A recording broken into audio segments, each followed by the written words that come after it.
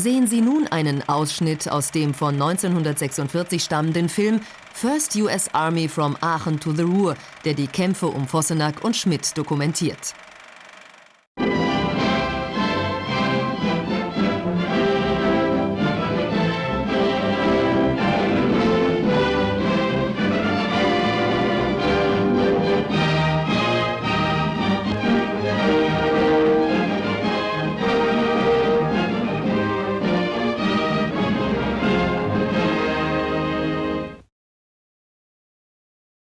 Along the German border, while we were attacking an observation post, the distant church steeple, German mortars hidden nearby tried to knock out our battery, which continued to fire, making its mark.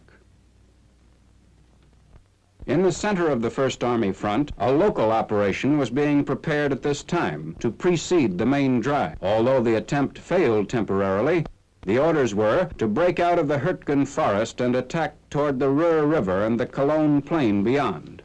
The 28th Division was assigned the task. It was to launch a three-pronged drive toward fortified towns controlling key roadways. In preparation for the attack, miles of roads had to be built through the heavily wooded area where the division had previously been pinned down. This section, near Aachen, begun late in October, was by the first week in November carrying American military traffic to and from the front. In other parts of the forest, another kind of preparation was underway: protection against the cold. Bivouacked close to the front, the men attended to last-minute details and took care of personal needs. The preliminary drive was launched on the morning of 2nd November, as men of the 28th Division, cautious, alert, moved through the woods which were alive with Germans.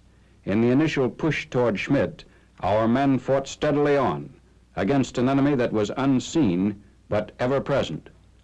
The same morning, another regiment opened its attack in the center of the drive, directing its fire toward Vossenack.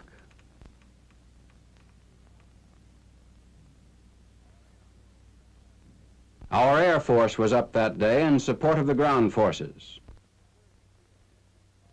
The 3rd Spearhead, meanwhile, moved off as planned on the northern flank of the drive in the direction of Hürtgen village. The men continued to advance for 2 more days in the face of mounting counterattacks.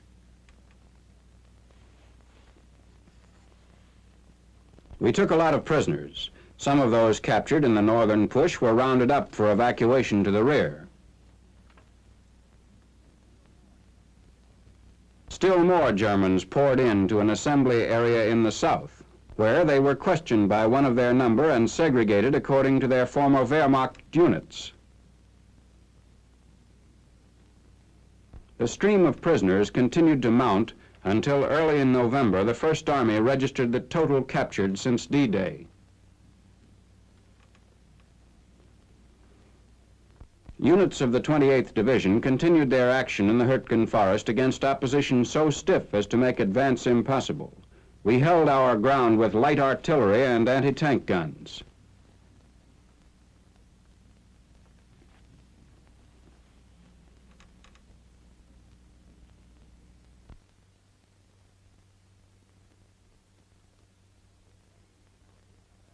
With ready ingenuity, an abandoned tower was strung with telephone wire and converted into an observation post as we made a second attempt to take Schmidt. From here, the order to fire was transmitted to our tanks hidden in the woods below.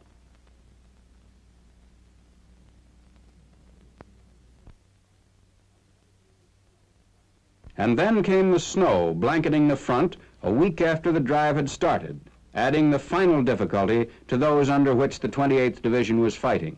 The men had to dig for protection underground in order to hold their hard-won positions in the Hürtgen Forest campaign. They had to struggle not only against a well-nigh impregnable enemy, but against the elements as well.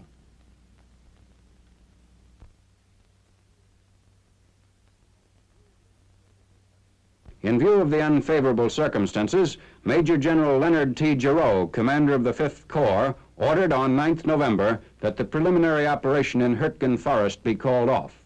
Guns were cleaned, oiled, and covered as the campaign drew to a temporary close. Vor sich sehen Sie nun den Einstieg in das KallTrail. Den Einheiten der 28. US-Division war aufgrund der Kartenlage nicht klar, dass es sich hierbei lediglich um einen steilen Waldweg handelte. Über diesen Pfad sollte der größte Teil des 112. Regiments nach Schmidt vorrücken und auch hierüber versorgt werden.